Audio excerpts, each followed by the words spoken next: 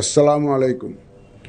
বহু প্রতীক্ষিত ত্রয়োদশ জাতীয় সংসদ নির্বাচন ও গণভোট 2026-এর প্রাক্কালে আমার শুভেচ্ছা গ্রহণ করবেন।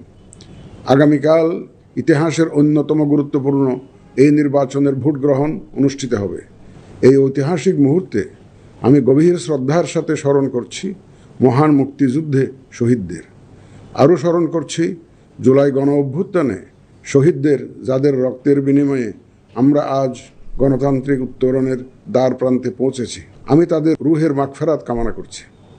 আমি একই সাথে আহত জুলাই যোদ্ধাদের আশু আরোগ্য ও স্বাভাবিক জীবনের জন্য দোয়া করছি। প্রিয় দেশবাসী, এই নির্বাচনে ভোটদান আমাদের শুধু নাগরিক অধিকারই নয়, বরং দায়িত্ব। আমি আশা করি আপনারা সকলে সচেতনভাবে এই দায়িত্ব পালন করবেন। রাজনৈতিক দল, প্রার্থী ও ভোটারদের প্রতি আহ্বান, শান্তি ও সৌহার্দ্যপূর্ণ পরিবেশ রক্ষার্থে সকলে দায়িত্বশীল ও যত্নবান হবেন।